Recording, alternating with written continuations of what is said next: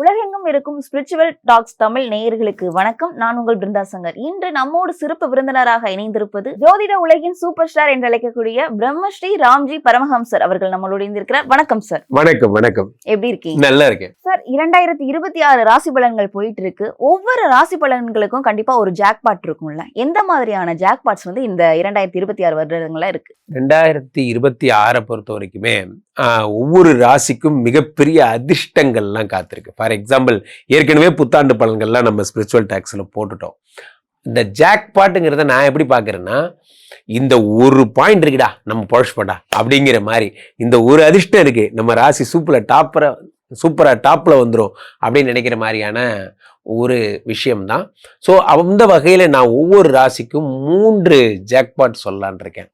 ஒரு குரு சந்திர யோகம், குரு மங்கள யோகம், குரு சனியை பார்க்கிற யோகம். இந்த 3 யோகங்களும் அவ்வகையில் ஒவ்வொரு ராசிக்கும் குருவும் சனியுமாக சேர்ந்து என்னென்ன ஜாக்பாட்டுகள் எல்லாம் அள்ளி தரப்போகிறார் என்பதை பார்ப்போம்.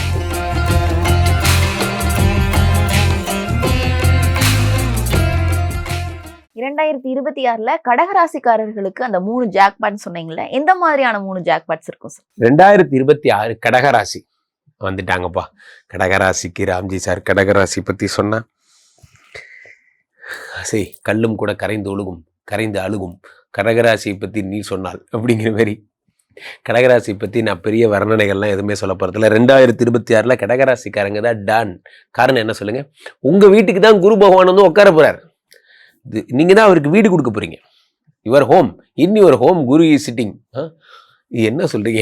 ஆமா, இன் யுவர் ஹோம் அப்படிங்கிறது ஒரு ட்ரீம்ல நினைச்சுக்கோங்க. நீங்க தான் கடகராசி, உங்க வீட்டுக்கு தான் குரு பகவான் வந்திருக்கார். வந்தவர் உட்கார்ந்தார், உச்சம் பெறுகிறார். உச்சம் பெற்ற குரு பகவான் என்ன பண்றார்? உச்சம் பெற்று முதல் வேலையா 5 பார்க்கிறார், 5ஆம் இடம். இதுதான் ஃபர்ஸ்ட் யோகம். உடம்புல உச்சம் பெறும்போது நீங்க ஜென்ரலாவே மனோகாரகன் ஆகப்பட்ட சந்திரனை உங்களுடைய ஃபாதராக கொண்டவர். இவர் ஃபாதர் இஸ் மிஸ்டர் சந்திரன். எங்களுக்கெல்லாம் சந்திராஷ்டமம் கொடுக்குற ஒரு பேட் பாய், அவன் தான் உங்களுக்கு சந்திரன். அது அவருடைய வீட்டில் குரு பகவான் உச்சம் பெறுகிறார். உச்சம் பெறும்போது என்ன ஆகும் அப்படின்னா, அப்போ மனசும் இந்த குருவும் 2 பேருமா சேர்ந்து நாங்கன்னா படம் எடுக்க போறீங்க. புதிய படம் அப்படியே அழகா ஜன்னலுக்கு வெளியேன்னு ஒரு படம் எடுக்கலான் இருக்கேன் சார். ஓகே, பழைய டீட்டெயில் வேற. ஜன்னலுக்கு உள்ளே இது வேணாம், இது நல்லாவே இல்லை. வேற அது மாதிரி நீங்களே யோசிச்சு வச்சு வித்தியாசமா ஏதாவது ஒன்று.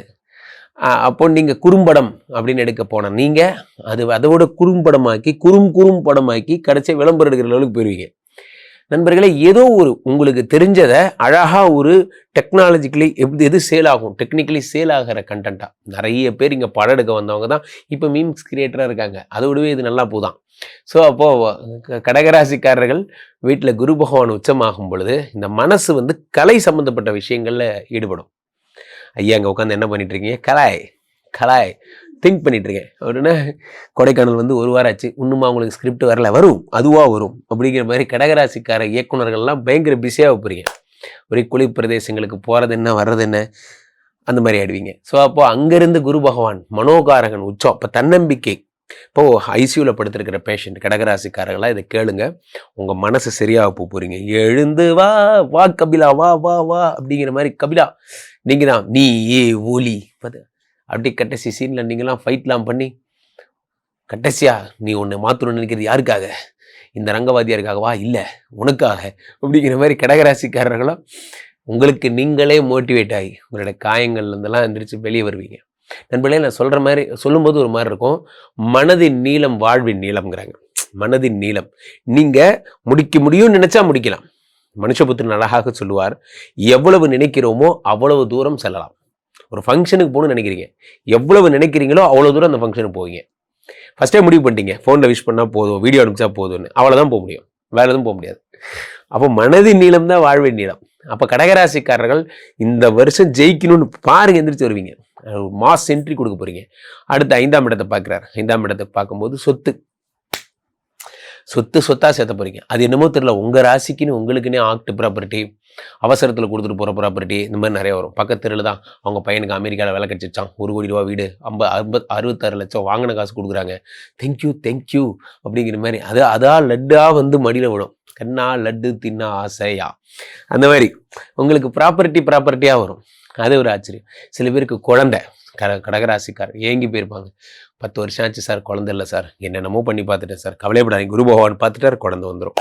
5ஆம் இடம் என்பது பந்தயம், இப்போ ரேஸ். அதெல்லாம் சில பேர்லாம் பார்த்தீங்கன்னா அந்த போட்டினா போட்டு அது குரு பகவான் தெரியுங்கன்னா ஜாக்பாட் 2 இப்போ நான் சொல்லிட்டு இருக்கேன். 5ஆம் இடம் என்பது யாரு? செவ்வாவுடைய வீடு, உங்கள் யோகாதிபதி வீடு. அதை தான் குரு பகவான் பார்த்துட்டு இருக்காரு. அப்போது ஆடுகளம் படத்தில் வர மாதிரி தான், உசுருக்கு சமமானது தான் பந்தயம் அப்படிங்கிற மாதிரி. அப்படி பந்தயத்திலலாம் ஜெயிப்பீங்க. நான் முன்னாடி ஜெயிச்சு நான் ஒரு வீடு கட்டி வாழ்ந்து காட்டுறேன் பாடுறா, அதெல்லாம் கண்டிப்பாக பண்ணுவீங்க, சூப்பராக பண்ணுவீங்க. அடுத்ததாக குரு பகவான் 9ஆம் பார்வையாக சனியை பார்க்குறார்.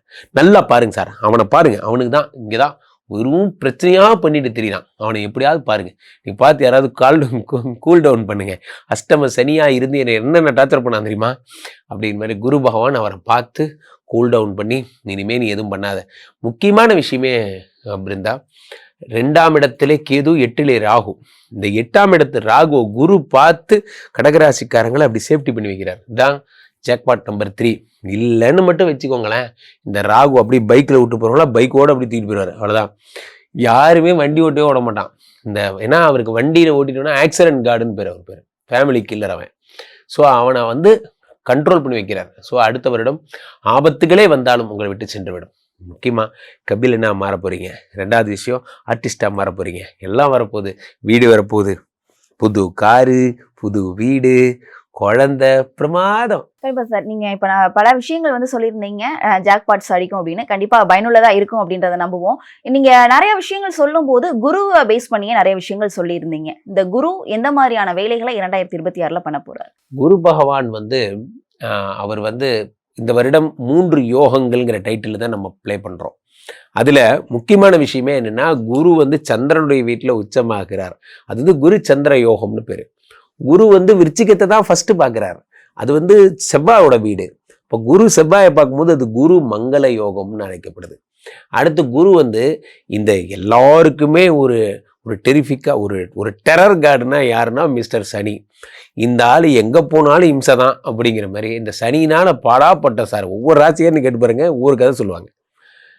அந்த மாதிரி அதை குரு பகவான் பார்த்து காம்பன்சேட் பண்ணி, ஒரு அம்மா வெளியே ஓடிட்டு இருக்கிற ஒரு குழந்தைய எப்படி பார்க்குறேன்னா அப்படின்னா, அந்த குழந்தை ஒன்றும் இல்லை அப்படின்னு எப்படி ஆஃப் ஆகுதோ அந்த மாதிரி குரு பகவான் சனி எப்படி பார்க்குறாரு. என்னப்பா அப்படின்னா, ஒன்றும் இல்லைங்க அப்படிங்கிற அந்த மாதிரி இந்த 3 யோகம். ஒன்று சந்திரனுடைய வீட்டில் குரு உச்சமாகி குரு சந்திர யோகம், செவ்வாவை பார்த்து குருமங்கள யோகம், அடுத்து சனியை பார்த்து ப்ராப்ளமேட்டிக் சனியை நல்ல சனியாக மாற்றுறார். இது 3 யோகங்கள் தான் பெரிய விஷயம்.